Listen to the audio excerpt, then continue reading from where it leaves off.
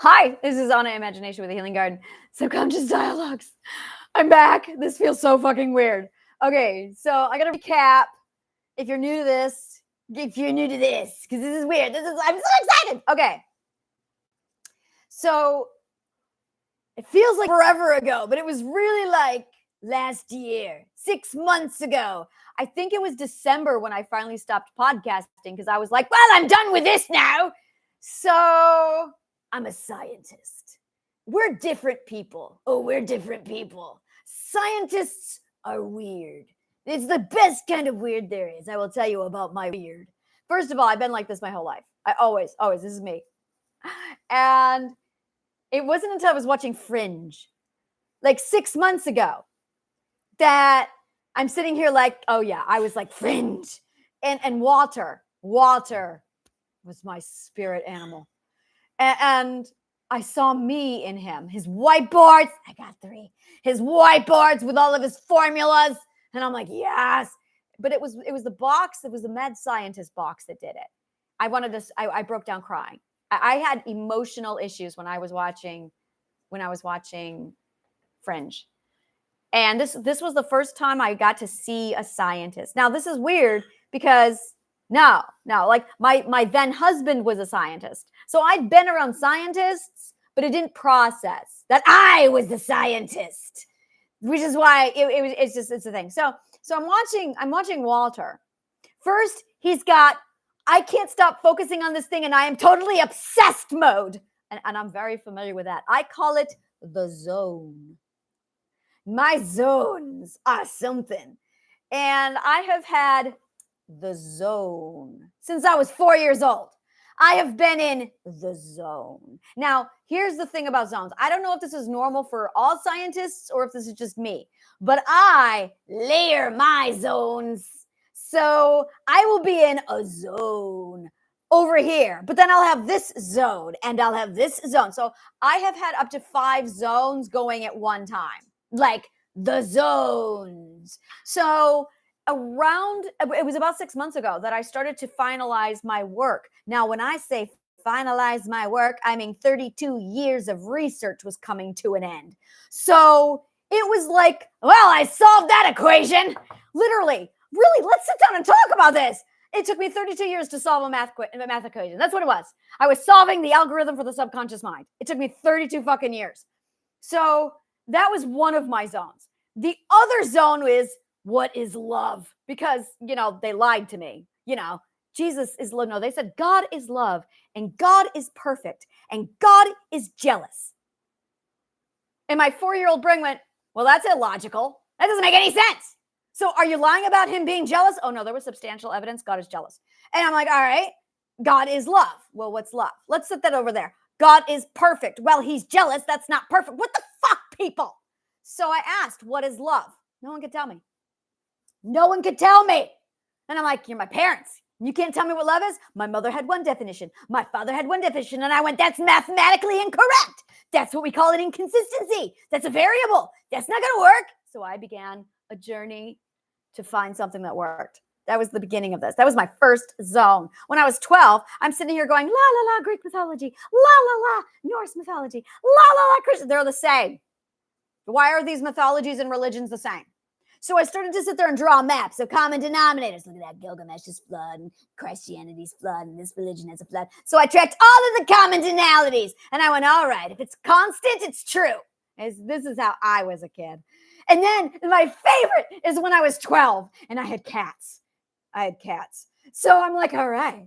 My parents were abusive animal owners and they did not believe in fixing animals or giving them proper shots. It is a really horrible conversation. I don't want to have a conversation. However, what I did end up with is like 60 cats by the time I was 12. So I had data. So I'm sitting here going, okay, what are the psychological consequences of cats when they are in this kind of an environment? And I could see the psychological progression of cats. I was 12. And I documented the entire psychological progression of cats under trauma from feral all the way over to domesticated. And then I tracked all of their biological genetic codes. The blue eye, the yellow eye, coat pattern, the white cat that had the black marks. Oh yeah, I had a white cat that every time it was born, are you ready for this? Everyone's going to go, oh my God, I had a cat like this. Are you ready? Watch this. So there's a white cat and it's born with a little black mark on its head. By the time the cat reaches about 9 months old, the black mark is gone. That is a genetic thing that occurred from one of the first cats that ever arrived here from the Mayflower. There's only 4. And as a result, that genetic thing has been passed down by every white cat through all of the generations in America since the Mayflower. I want to track it into Europe and see how far back it goes. But I doubt anyone was vigilant, so I don't have that data. Damn it! So by the time I was 12, I had the entire genetic line of all of my cats mapped out. 5 generations and 60 cats. And I went, all right, with all of their genetic lines. So I had all of that done. I'm going, okay, if this cat is this over here, then this would be the father of this one over here. And this is so I did the whole calculation, and I'm like, all right. I wonder if this applies to humans too. So then I took my cat data and I applied it to human brains. Well, that was the start of my psychological analysis. So that was one of my zones, was tracking psychological development in human beings in comparison to cats, because the cats are my control group. And this is the best part. Like 98% of cat biology is identical to human biology. They're almost identical, except for the thumbs. Thank fucking God, right? Thank fucking God. So I got my cats and I got my data and my research. This is just like my zones. So I'm very familiar with my zones. And then in 2000, what year was it? 2012, I discovered whiteboards. And I'm like, oh yeah, I need these things. So I went nuts over my whiteboards. I'm sitting here like printing out all of the shit. It was so funny because when I wrote my books, this was my brain. I went, I got a lot of stupid shit in my head. I'm going to write a book and put all of my stupid shit in my books. And I did. I created my fantasy novels because I had so much stupid shit in my brain. What else are you going to do with it? So I'm like, I'm going to write some fantasy novels because what are you going to do with all this useless information? I had the history of minting coinage in Ireland in the 10th century. Yeah, that kind of useless stuff. I had exactly how slag is in ratio to the impurities when you have blacksmithing and fire. So yeah, I did like a whole thing on that. I had the development of swords of the ages. I had the history of torture. I had it all. And I'm like, where am I going to do with all this useless information? I'm going to put it in a book. So I wrote my books to put all of my useless stuff. It's like, this is all the shit. Here, this is it. This is the summation of my work. I finally have the words I need. Where is it? Where is Dolor and Shadow? Is that Dolor and Shadow? Damn it, it's over there. How inconvenient. All right, so here's how everything's broken down. This is how it's broken down, people. Thank you, Lizzie. This is all the useless shit in my brain. There's 2 of these. And all the useful shit is the healing garden. So that's what I did. I took all the useless shit and I put it in my fantasy novels. And all the useful shit, I put it into the healing garden because I had to organize my stuff because, yeah, let's organize the data. So this is my grouping. That's what this is. This is called mathematical grouping. Yes, useless shit, useful shit. And I'm like, I'm happy. And so I got all the useless shit out of my head and I put it in my books. And I went, all right, so that's all my useless shit. Now what do I do with all my useful shit? And that's when I built the healing garden. So I got this beautiful thing. Then, and mind you, I still don't think I'm a scientist because I'm a girl. So I'm going, now I'm not a scientist. That's not possible because I'm a girl. This is the best part. So then I'm watching Fringe.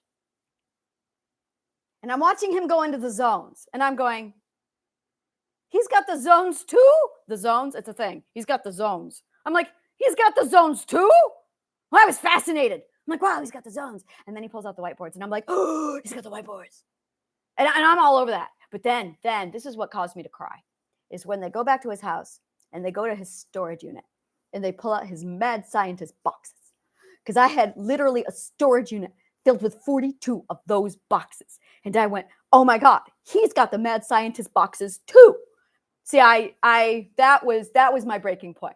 That was my breaking point, is when I realized, oh, I'm a scientist because I got it's math. It's math. When you have 3 data points, that's when logic kicks in. Because the first one's an anomaly. The second one's a match.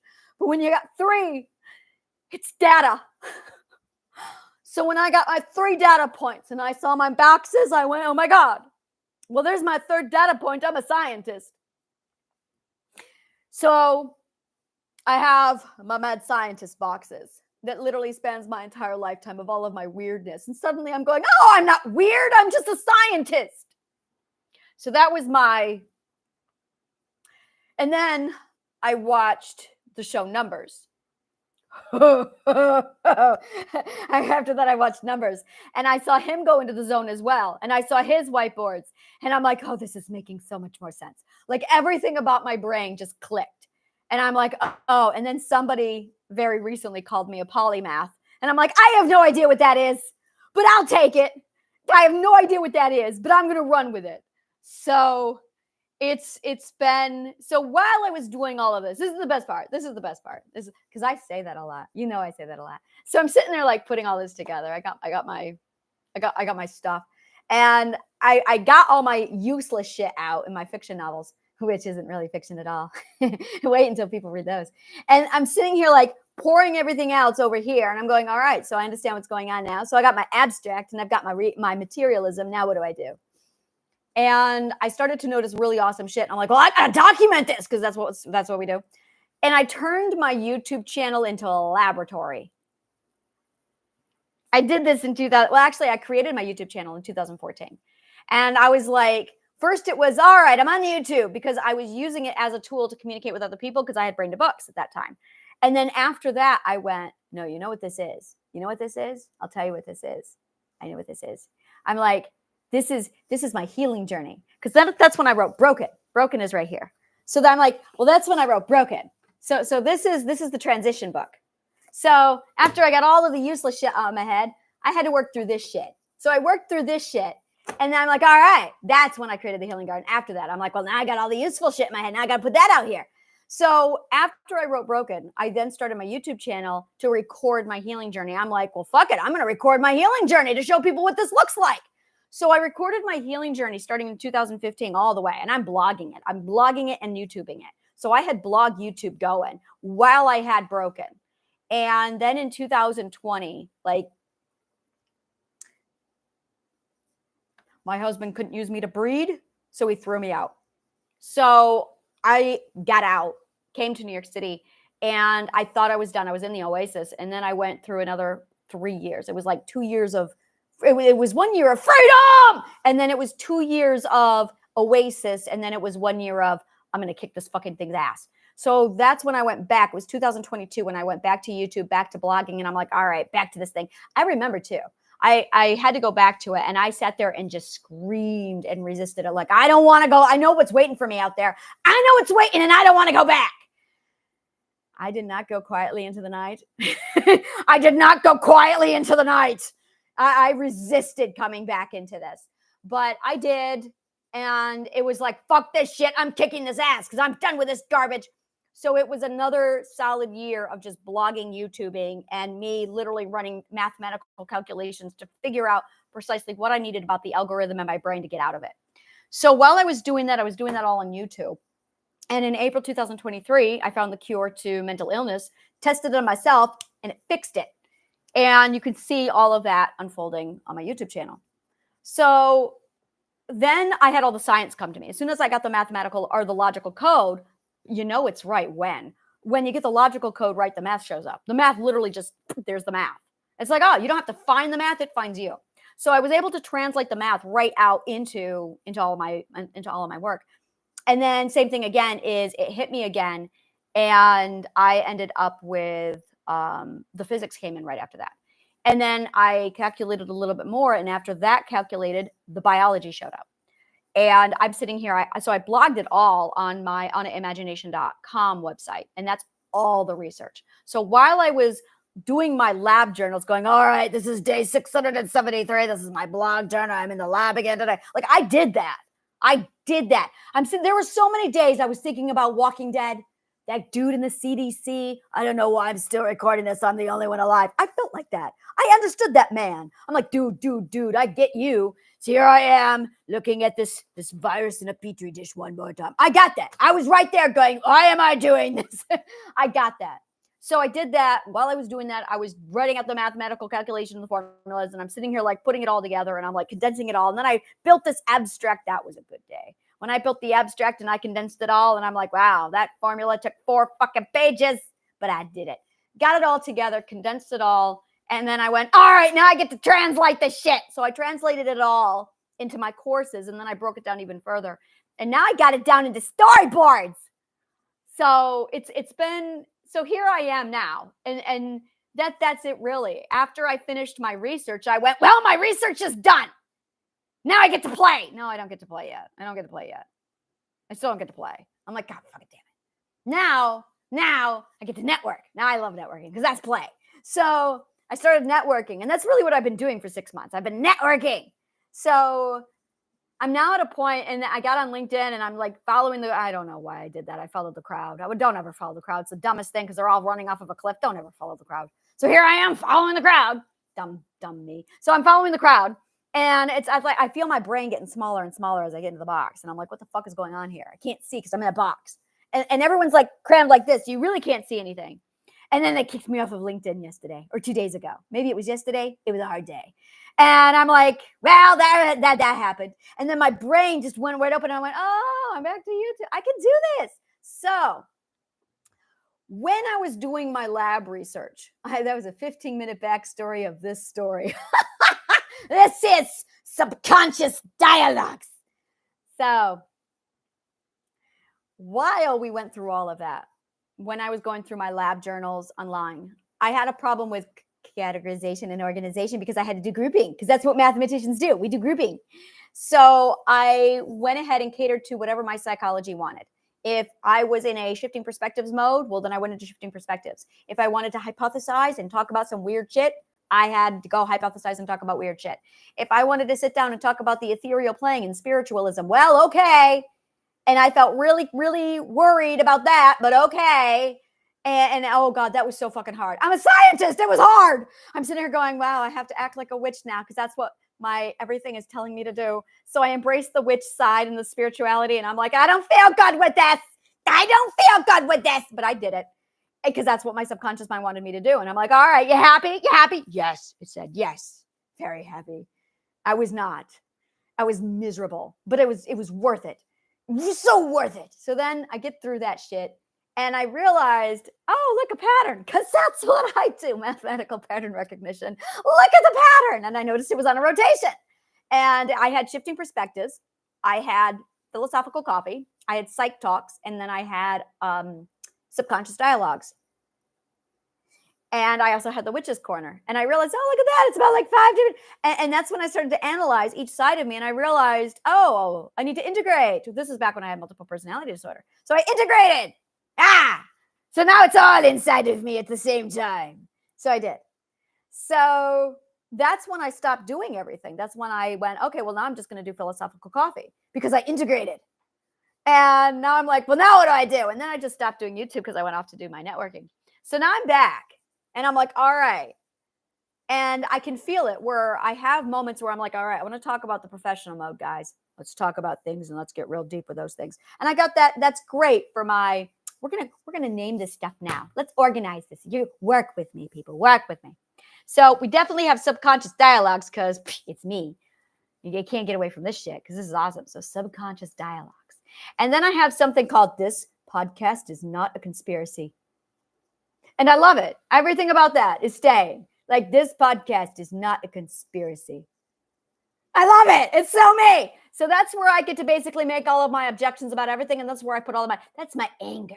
That's my anger podcast. So I have an anger podcast. This is where I get angry. So if you don't want me to be angry, if you're like, oh my God, I don't want you to be angry. I get that, right? And sometimes like, I don't want that kind of energy. So I organize my energies.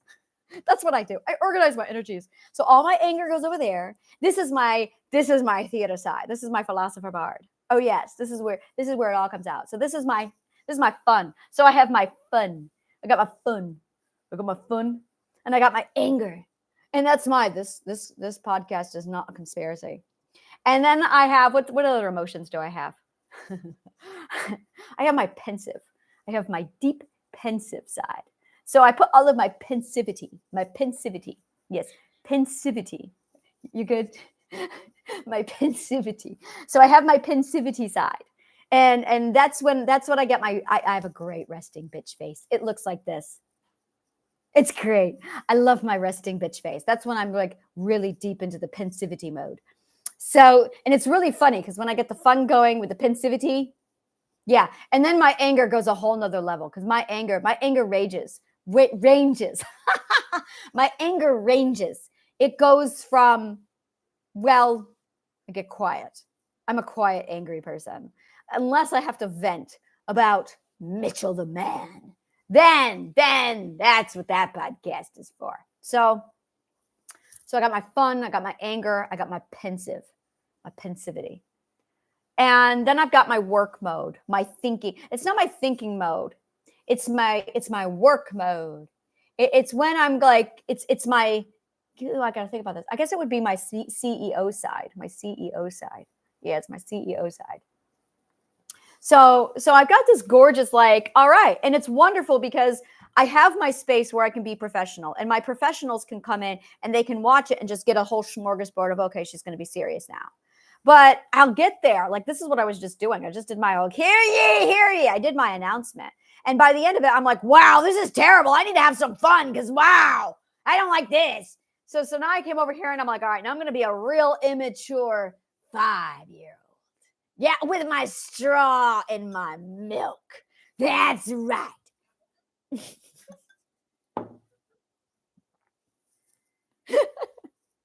My daughter's over there laughing at me. So I'm 5 with my straw and my milk. Yes, that's right. I feel good. Usually I have a little striped one. I love my striped straw. So, a pensive side. So I have like this space for all of me. And it's like, yes, I feel good. And this is the best part. I have this friend. I love him. And he tells me, you are an internet personality. And I'm like, yes, I am. So that's something I'm working on. I am. It's coming out. So it's going to be a thing, if it's not already, but it's a thing. So, and it's really, really important that I take this time. It's so funny because Einstein had his moments. And I'm telling you right now, you need it. We're going to talk about this. We're going to talk about when you are at a level, you need humor. You got to have it. You just got to have it. You can't not have it. It's not okay. You go nuts when you don't have it. Dalai Lama did this. He had a meeting. He's my hero. He had a meeting and he gets there. And the first thing he does is he puts a tissue on his head. And the whole place just cracks up laughing. And he's like, I'm going to tell you right now, don't ever lose your sense of humor. And I'm like, that's it. And then Einstein with his, like, I get it. I need that. This is it. This is mine. This is me putting a tissue on my head, being weird. And this is the best part. Douglas Adams was this way too. That's what people don't know. I'm sitting here reading Douglas Adams going, he's a philosopher. And people are like, no, he's not. He's a science fiction writer. You don't know philosophy. That man was a philosopher. Oh, I could talk rounds on Douglas Adams. And then people are like, oh, no, he's a writer. I know a philosopher when I see one. He was a philosopher. I will tell you why he was a philosopher. Because he wrote The Salmon of Doubt.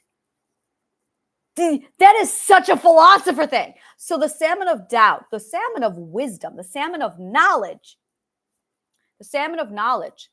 is a philosophy in Ireland of a fish that if you catch it will give you all the knowledge in the world. It's literally like King Solomon's temple meets the dichotomy of good and evil and the apple from the garden. That's what it was. And you don't know about this stuff unless you're Irish and unless you're a philosopher. I'm both. So I'm sitting here going, salmon of knowledge. And then when he releases Salmon of Doubt, I'm doing one of these. Now, this is my best part. This is great. When you reach a philosophy, so when you start off philosophy, it's like, oh, I got to be prestigious now. I'm a philosopher now. I got to be serious and prestigious. We all go through this. It's like you are a student now. We expect you to be serious all the time and use really big words. That lasts for about 10 years. And then you kind of get, all right, I think I got philosophy under my hand. Most people don't make it to this point. And then you start to think. And that's when you start to really get into I'm going to sit back. I'm going to stare off at the ceiling. And I'm going to think. It's a philosopher's thing. We think. I'm a philosopher scientist. That's what I am. Yeah, I really know how to do this right. So I'm sitting back and you just stare off into space. We do that a lot. We stare off into space. There's a neuroscience reason why we do it. It's amazing. It's because there's a little part in your brain that fills up. And as soon as you reach a certain point, it splits it. And then your hormone like triggers this entire response. And that's what we call an epiphany. It's amazing. And I know how to do that on purpose all the time. That's how you perspective shift. I know how to fill that vial in my brain. I became addicted to filling that vial in my brain. I wish I was joking, but I'm really not. I became addicted to filling that vial in my brain. So that's my drug, filling that vial in my brain and boop, getting epiphany and going, oh my God, I see shit. That's my drug. Yeah, it took me a while to figure. I'm still trying to figure out how to turn it off. Well, I've slowed down because I got to, well, it's the zones. It's the zone. I finished my zone. I'm at the point of comprehension. I'm going, I did it. I finished. All right. I made it. That's the whole point of this entire podcast. Now that I'm thinking about it, is I finished all of my zones. They all finished like right at the same time. Every day I was like, oh, look at that. 32 years of research. I'm good with that one. Oh, look, that one I've been working on for 10 years. Figured that one out. Oh, look, that one finished after 2 years. I'm good with that. So literally all of my zones that I've been working on and stacked up, they're all done. They all solved. And I'm like, all right, I can now rest. And Douglas Adams was one of those. Oh, that bastard. Oh, he was good. He's good. He's good. Oh my God, what a genius. That man embedded a mathematical formula inside Hitchhiker's Guide to the Galaxy. That's what people don't know. That's what people don't know. He leaves clues. Clues, people, clues. You got to know how to read his book. Good God, it was amazing. Oh my God, what genius. And I read it like when I was 12. So here I am like, holy fucking shit. So I discovered something, which unlocked Douglas Adams. And I grabbed the book and I went, oh my God. The formula is right there. So here's what it is. You got to ask the right question. You got to ask the right question.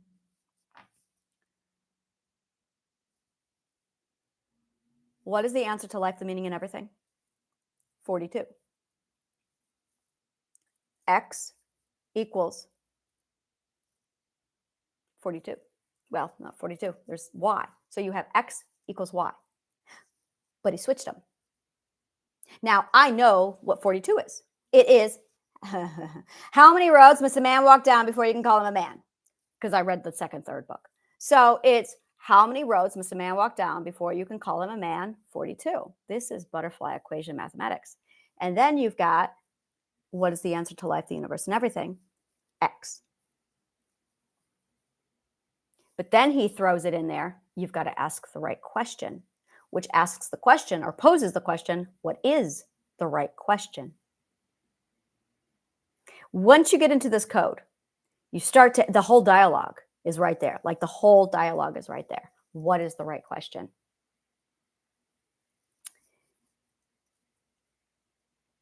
The riddle, it's a riddle. It's a mathematical equation with a riddle. And the question is, you have to manifest it. That's what it is. Once I realized that, I manifested it. I got the right question. I got the right answer, which was, how do I market this? I was not impressed. I'm like, really? That's the ultimate answer to life, the universe, and everything. How do I market this? Yeah, that was a thing. And I'm like, really, Douglas? Really? The answer to what is life, the universe, and everything is, how do you market this? I love it. I love it. I'm like, you beautiful. That's the kind of shit that's buried in Hitchhiker's Guide. But you got to know philosophy and you got to know math. And you got to know shit like the salmon of doubt or the salmon of knowledge. So when you get to your last stage, so there's that stage of philosophy. That's when you start to sit back and you think about life, the universe, and everything, which is why it's called Life, the Universe, and Everything. And then you get to the end of the universe, which I thought of Douglas when I did this. You think about life at the end of the universe. You get to life at the end of the universe. And then you go, so is there a restaurant here? Because I was looking. Because I got there and I'm like, well, I'm at the end of the universe. And I literally looked for the restaurant. And I'm like, I can understand why he called it this now, because it does feel like there should be a restaurant here. It really does. And that's where I'm at. I'm at the end of the universe. And I'm going, all right, this makes sense now. And it is the beginning and the end, by the way. They're the same thing. So I'm going, oh, this makes so much more sense now. Okay, yeah, it feels, and there's a space for you. There's a space because, you got to prepare a place for you. This is the space. And I'm going, all right, this makes sense now. This makes so much more sense now. All this makes sense. Yeah. I'm going to put like a little thing over there, and it's a lot. It's huge. And I'm like, I'm going to put that over there. There should be a restaurant at the end of the universe. I can see this. And then something happens to you. It's called a sense of humor.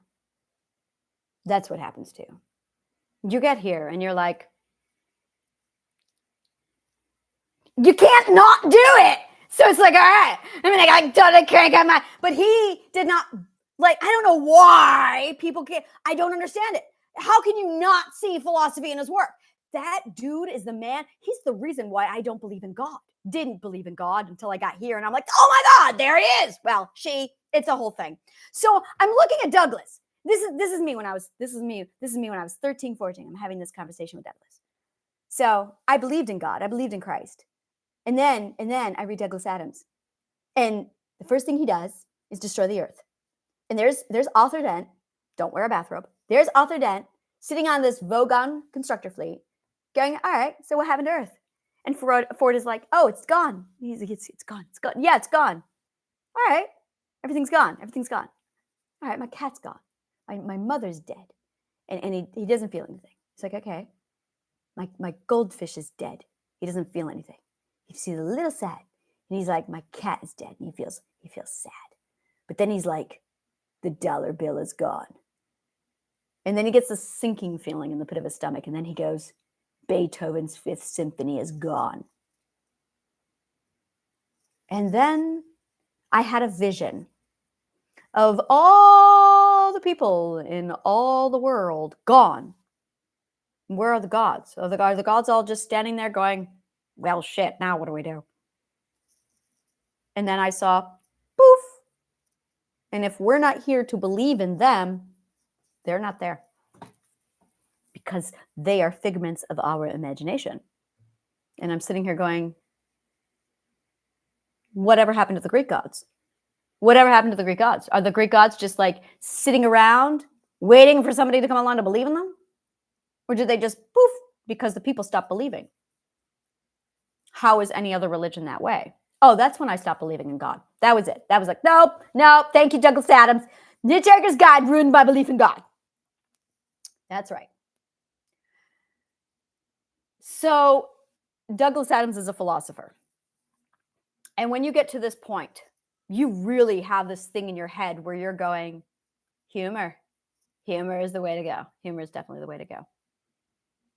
And he did it so fucking well that no one even had any clue he was a philosopher. And I went, that's right, that's doing it right. I'm going to hide this from the world in my book so no one will take me seriously. And then with a boop, he was gone, which is easily my favorite line in all of Hitchhiker's Guide. And then with a boop, they were gone.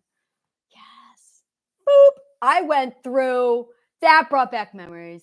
For probably 10 years of my life, I just walked around going, boop. Yeah, like I said, it's a philosopher thing.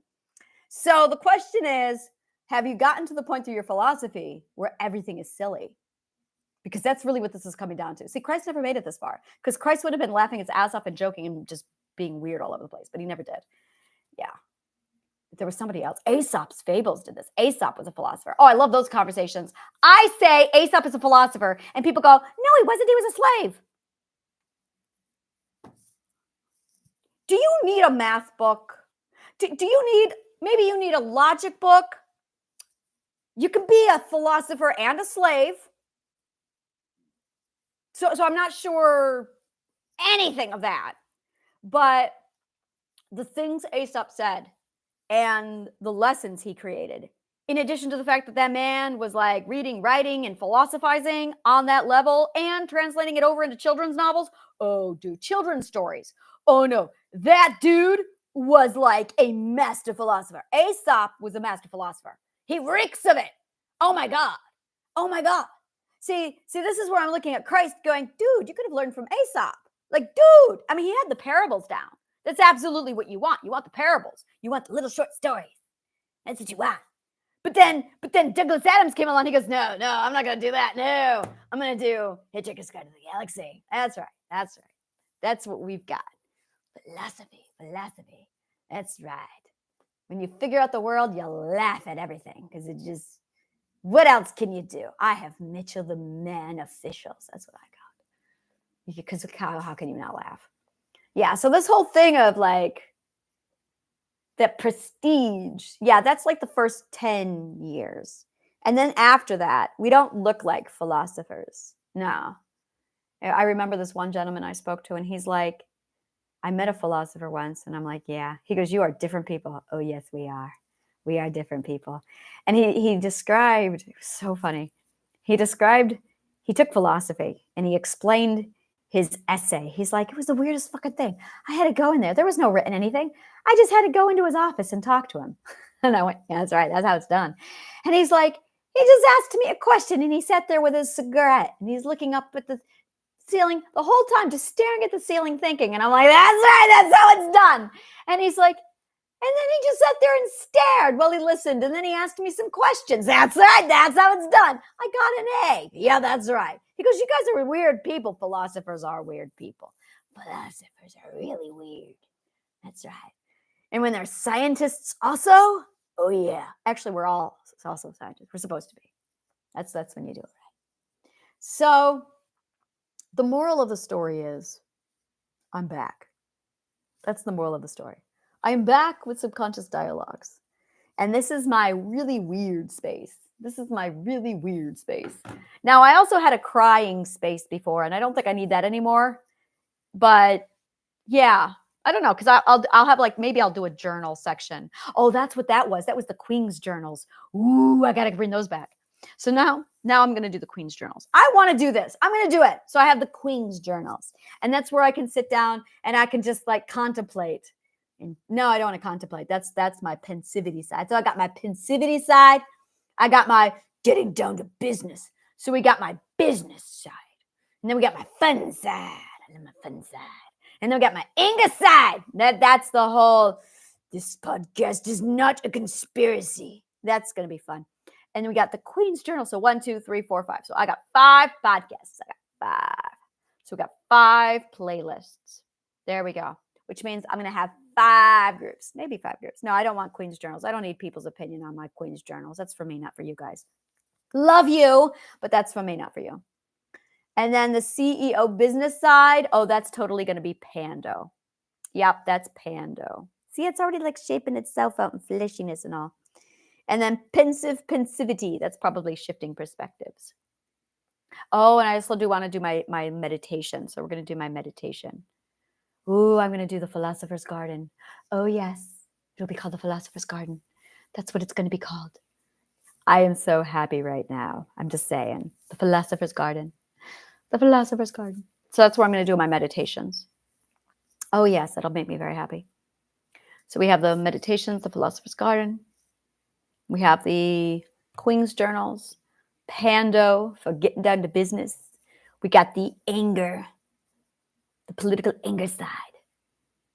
And then we have the fun side, the subconscious dialogues. I think that's everything. All right.